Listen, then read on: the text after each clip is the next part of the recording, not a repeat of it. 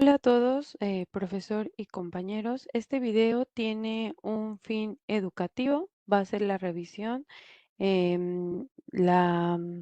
compilación de todo lo referente al trabajo final de la materia práctica forense fiscal y administrativa del grupo 99002. Soy Andrea Sosa Espinosa y brevemente les iré compartiendo un poco acerca del análisis de este caso, la propuesta de solución, también un pequeño overview de el fundamento legal que se está tomando en cuenta, un resumen de ello, también algunos de los principios que se usó para plantear una solución o para plantear esta propuesta y bueno, lo iremos desmenuzando a través de una presentación de PowerPoint que voy a mostrarles, así que les compartiré mi pantalla con esta información.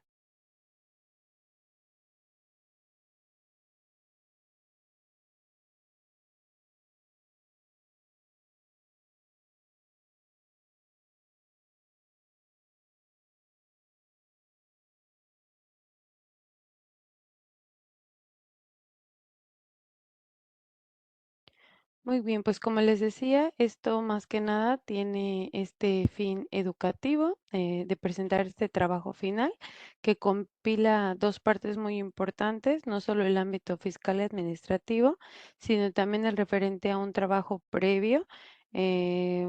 con respecto a un libro que era Suspensión del acto reclamado, en el que se abordaban un poco los tópicos referentes a las medidas cautelares.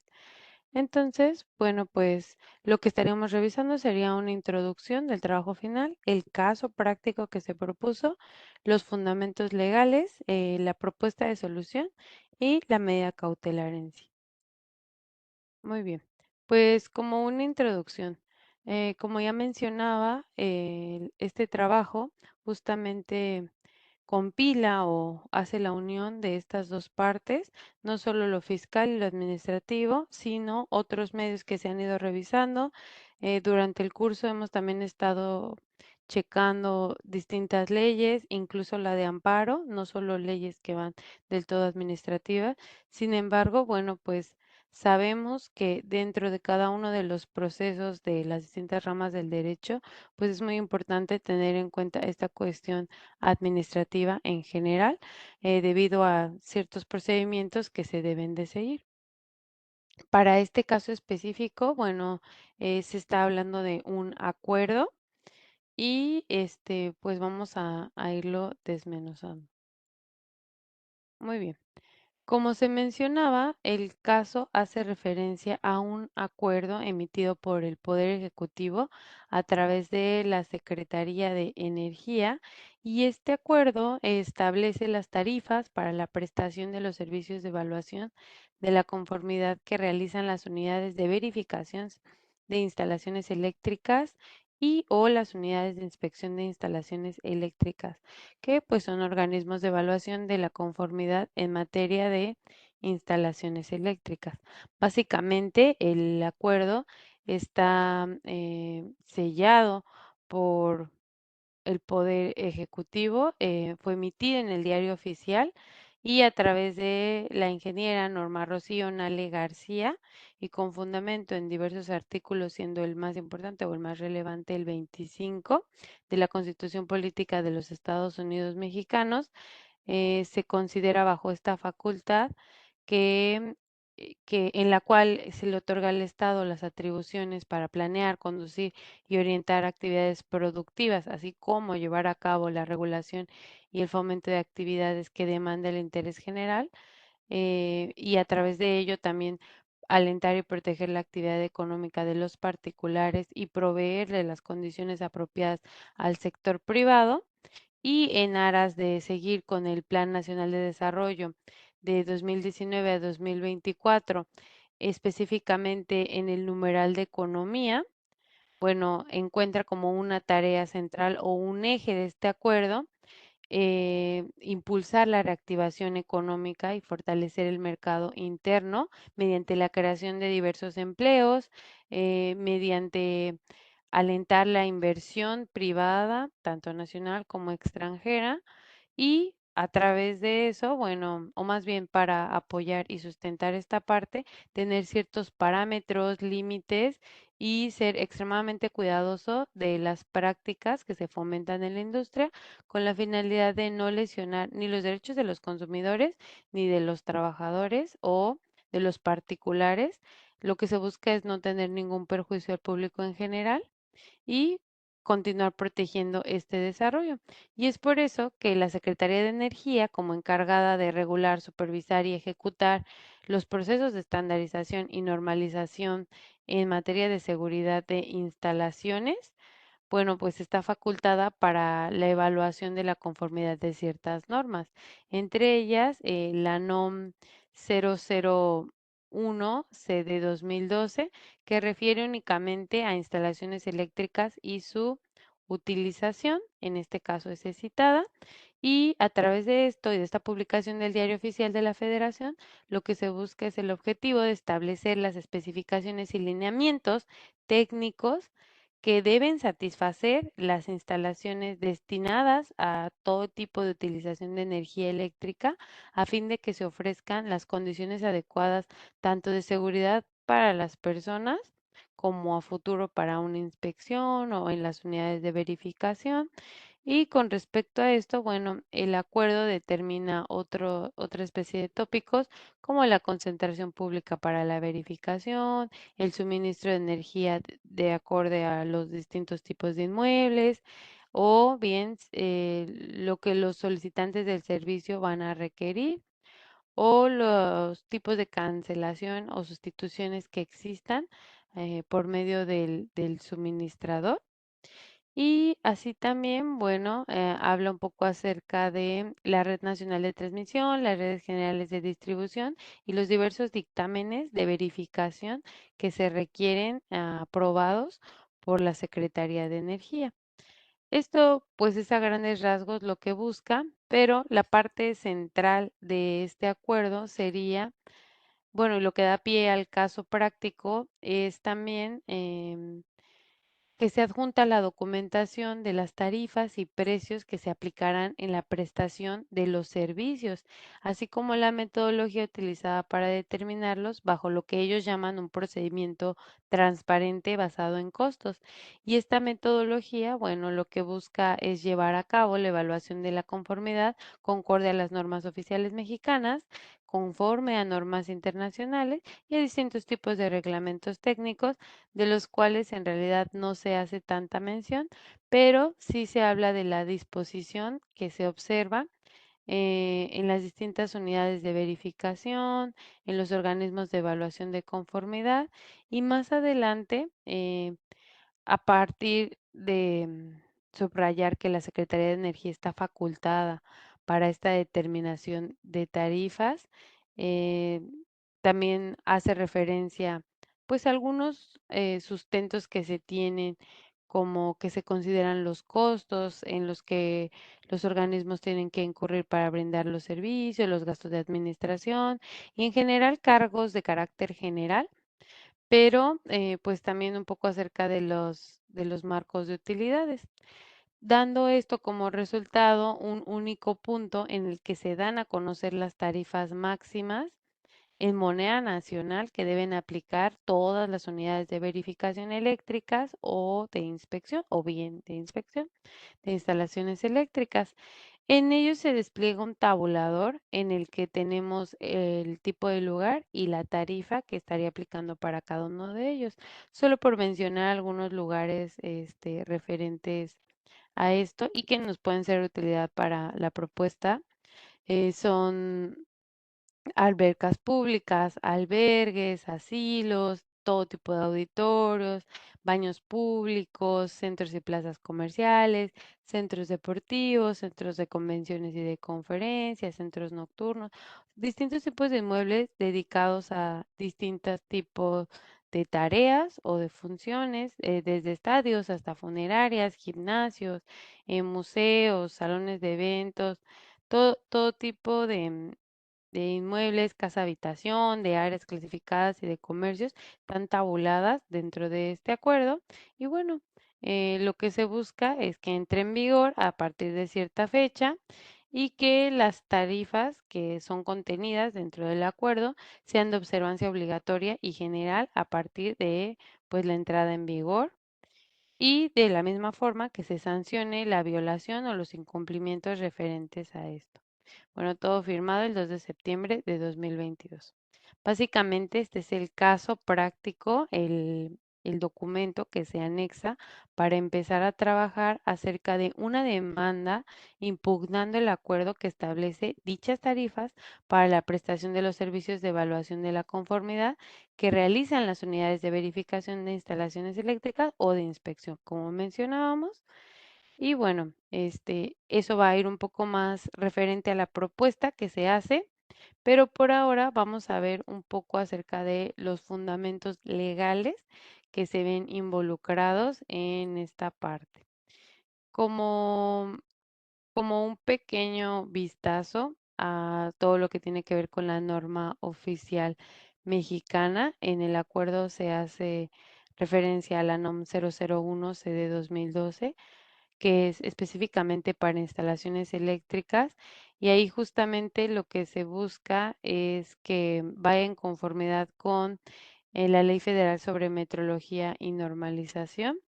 y dentro de ella, bueno, en los distintos apartados que se tiene, se hace saber todas las asociaciones que están involucradas en ella y esta norma en general tiene distintas referencias en las que se revisan pues los principios fundamentales para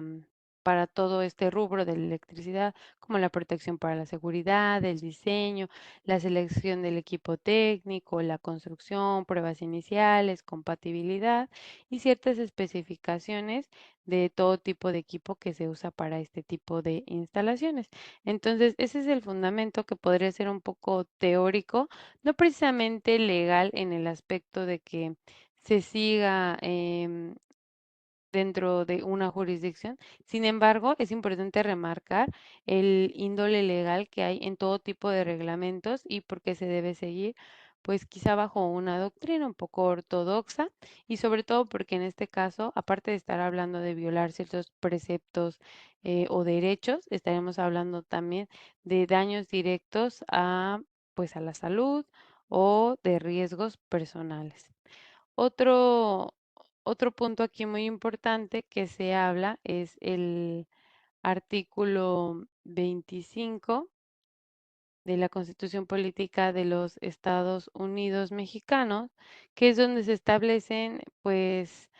las bases para la planeación, conducción y coordinación de la actividad económica nacional. Y esto también, a su vez, define al Estado como el responsable de la Rectoría del Desarrollo Nacional y el garante de su sustentabilidad. Y pues vamos a encontrar que desarrollo nacional y sustentabilidad son dos aspectos demasiado amplios que pueden abarcar muchísimas cosas, pero en este caso, como ya habíamos revisado en el acuerdo, va un poco más referente hacia pues, la economía. Ujú, muy bien. Entonces, también solo para mencionar, este artículo 25 ya fue reformado hace poco junto con el artículo 4 y pues otro aspecto que también se tiene que revisar dentro de esta parte, bueno, son los referentes a los procedimientos contenciosos administrativos, como los artículos 1, 3, 4, 5, 13,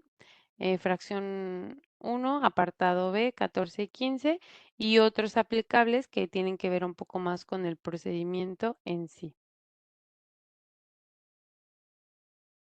Muy bien. ¿Cuál es la propuesta? Una vez revisado todo esto y teniendo como objetivo principal el elaborar, generar esta demanda, personalmente se plantea la situación de una empresa cuyo nombre ficticio para fines de este ejercicio es Electric Standard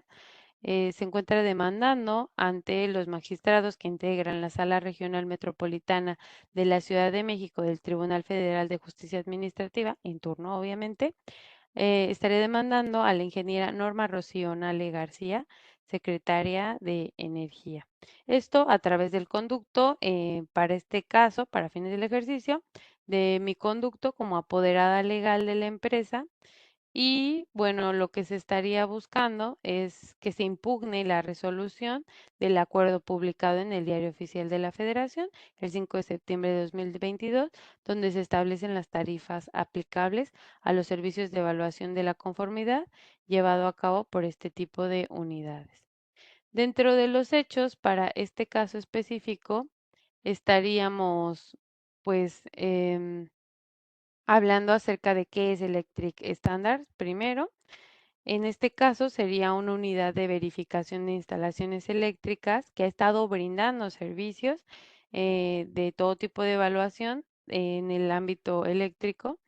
de la conformidad concorde a las disposiciones legales vigentes. Y pues dado esto, el acuerdo que se menciona establece el tabulador de tarifas y en este caso resultaría desproporcionado y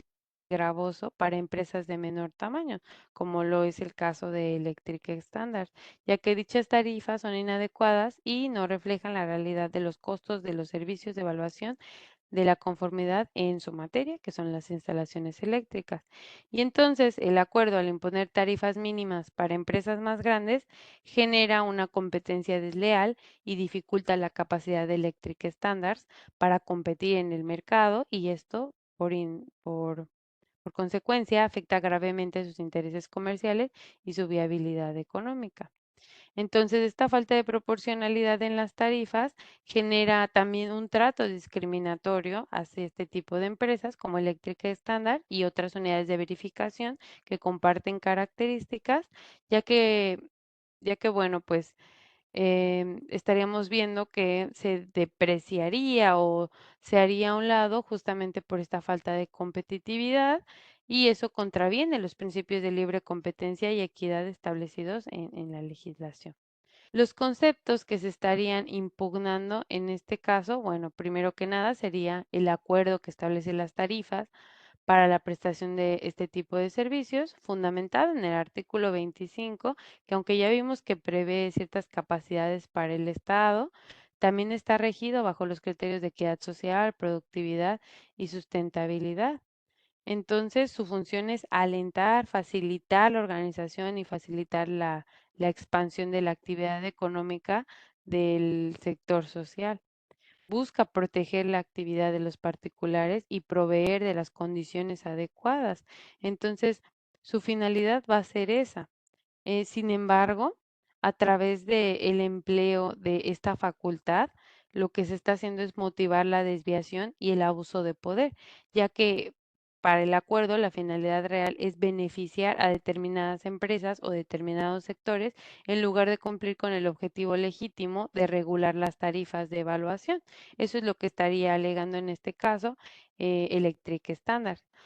Otro, otro concepto de impugnación, pues obviamente sería la nulidad del acuerdo, porque se solicita que se declare en virtud de arbitrariedad administrativa, ya que el acuerdo adolece de este principio, porque al establecer tarifas sin fundamentos técnicos reales más que la NOM que mencionan, ni criterios objetivos, se afecta la seguridad jurídica y los derechos de Electric Standards como verificadora.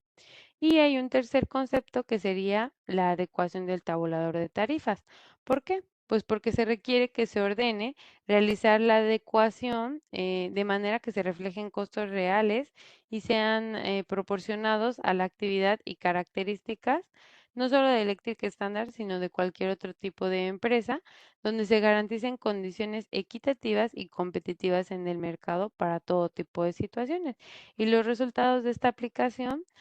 bueno, han sido causantes de falta de proporcionalidad, debido a que el acuerdo carece de En sí, pues proporcionalidad concordia a las tarifas excesivas y desproporcionadas para las unidades de verificación. Y esto afecta negativamente al demandante porque impone cargas económicas injustificadas y desleales y a su vez fomenta la competencia desleal porque establece tarifas mínimas que benefician a empresas más grandes y limitan las posibilidades de competir en igualdad de condiciones en el mercado. Y bueno, esto también es fundamentado en el artículo 8 y 9 de la Ley Federal de Competencia Económica, donde se habla de que han prohibido los monopolios, así como prácticas que dañen o impidan la libre competencia y la libre concurrencia en producción, procesamiento, distribución y comercialización de bienes o servicios. Y también en el artículo 9, donde se habla acerca de qué podría ser considerado una práctica monopólica y entre ellos, en su primera vertiente, se habla de fijar, elevar, concertar o manipular ciertos precios de venta, compra de bienes o servicios en general, que sería lo que estaríamos buscando. Por ello, lo que se pide al tribunal es declarar la nulidad del acuerdo que establece este tipo de tarifas, ordenar a la ingeniera Norma Rocío Nale García, secretaria de Energía, que se realice un nuevo tabulador de tarifas que refleje la manera adecuada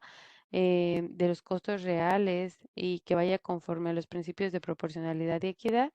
y otorgar Electric Standards la restitución de los daños y perjuicios sufridos como consecuencia de la aplicación del acuerdo. Y esto incluye los daños comerciales y económicos. Sé que en este punto suena un poco utópico, sin embargo, para fines del ejercicio, como se mencionaba, se estarían siguiendo las métricas de la demanda y bueno, se estaría solicitando con fundamentos de derecho. Posteriormente, dentro de la demanda hay una sección en la que se solicita que se adopte la medida cautelar anexa, de la que vamos a hablar un poco después. Y pues en estos anexos también va a estar la copia del acuerdo y la medida cautelar, solicitando al juez finalmente tener presentado en tiempo y forma, admitir la presente demanda, que se dicte la medida cautelar anexa y previo al trámite legal se declare la nulidad del acuerdo impugnado y otorgar a la representación legal todas las notificaciones y documentos relacionados con el juicio y finalmente conceder las prestaciones que en derecho correspondan. Muy bien, pues eso sería en general la propuesta de demanda y propuesta de tipo caso o tipo aplicación más bien del caso propuesto. Sin embargo, bueno, pues no es todo lo que se estaría revisando aquí. Como se puede ver, no solo se plantea una situación que si bien es ficticia, debe ir conforme a lo establecido, sino que también se estaría hablando de otro tipo de afectaciones en las que es necesario revisar ciertos principios que van un poco más allá de la ley de amparo, sino que van metiéndose en otro tipo de materia porque sabemos que el derecho en general, bueno, pues trata de eso, ¿no? De encontrar justamente estos fundamentos en los distintos ámbitos. Muy bien. Después tendríamos la medida cautelar. Simplemente en esta parte de la medida cautelar, bueno, como se ha revisado en trabajos anteriores y sobre todo en el libro de la suspensión del acto reclamado, pues hay ahí a veces algunas disputas referentes a las medidas cautelares porque hablábamos en una tarea anterior y en un video anterior de cómo algunos profesionales del derecho creían que la medida cautelar en sí a veces podía privar en estos casos o muy bien ir en contra de lo establecido porque justamente reforzaba que el concepto de violación se estuviera ejecutando, ya que al proveer de ciertas pues medidas, como su nombre lo menciona, ya no se podía como hacer el análisis completo, o sea, pues estaba dando un derecho extra. Sin embargo, bueno, el magistrado Benjamín decía que lo que busca la medida cautelar no es interferir en el proceso, sino paralizar por medio de la suspensión del acto reclamado. Entonces, en este caso, refiriéndonos ya más que a la suspensión del acto, a la medida en sí, pues lo que se busca es que con el fin de salvaguardar los derechos y los intereses de la empresa Electric Standards y considerando la urgencia y gravedad de los perjuicios, lo cual va a ser una parte clave dentro de la solicitud de este tipo de medidas. Em, Sabemos que normalmente se ha hablado de que se aplican cuando el caso en serio lo necesita, cuando estamos hablando de, de que se vulneran derechos esenciales de las personas. Bueno, en este caso, quizá no estamos hablando de una falta a la vida o a la dignidad, sin embargo, sí de una gravedad de perjuicios que se están generando en consecuencia de la aplicación del acuerdo impugnado. Y es por ello que se solicita, bueno, y pedimos varias cosas. Primero, la suspensión provisional del acuerdo. em, y bueno, de que fue emitido por la Secretaría de Energía, hasta que se resuelva, bueno, lo que está en el juicio.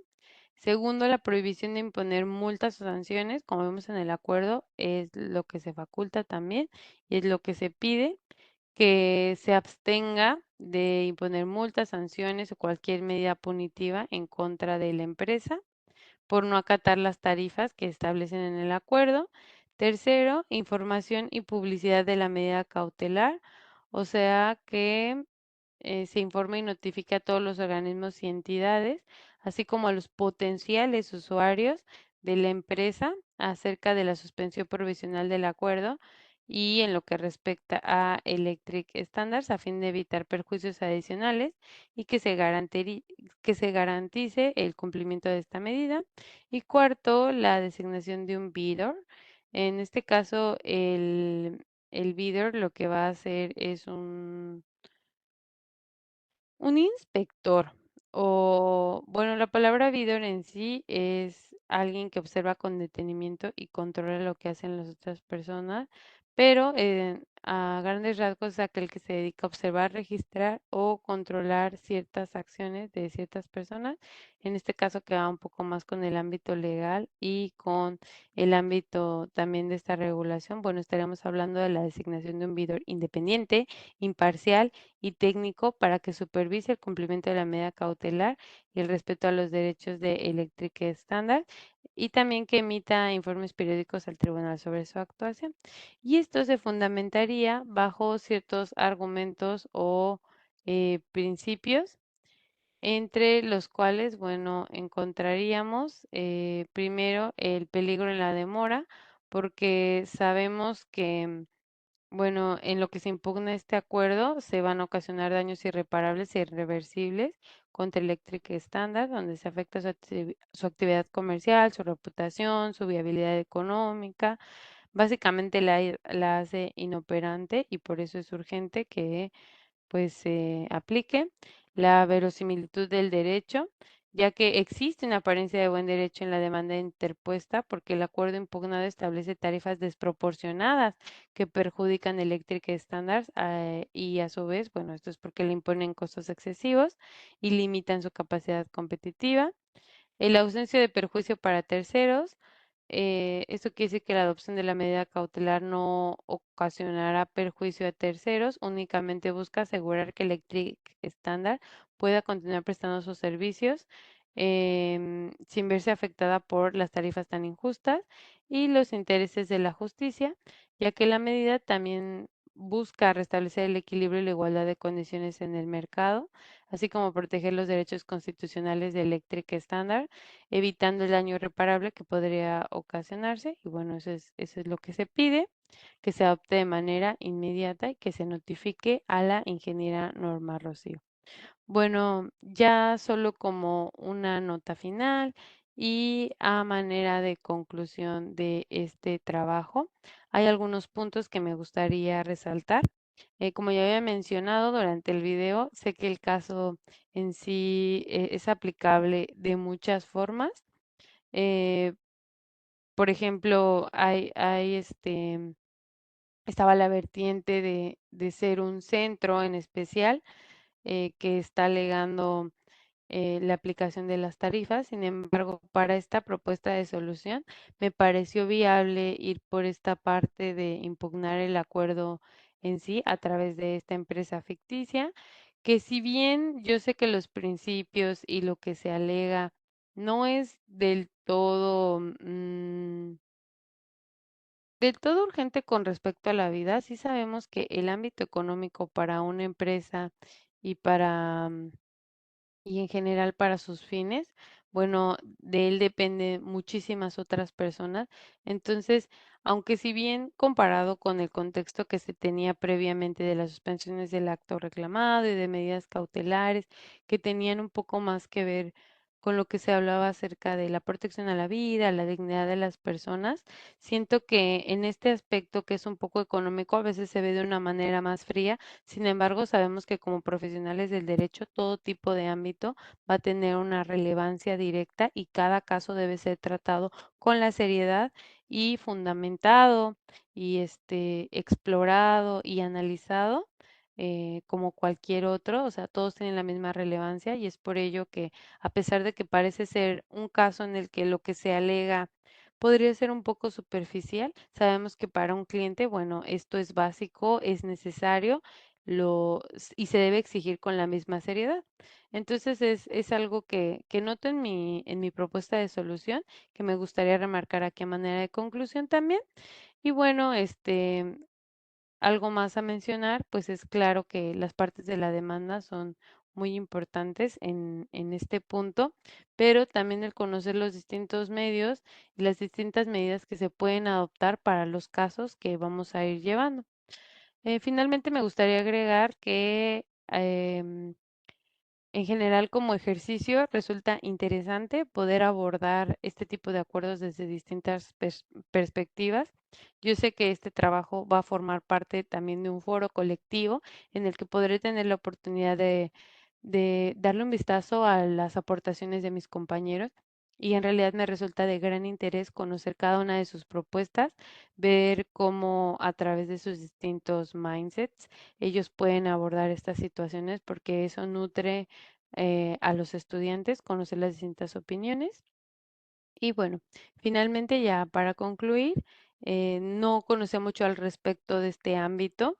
y fue muy interesante revisar las normas, encontrar ciertos principios que se acoplaran al caso y sobre todo poder usar un poco de lo que se vio anteriormente y de lo que se ha visto durante todo el curso aplicado a un caso.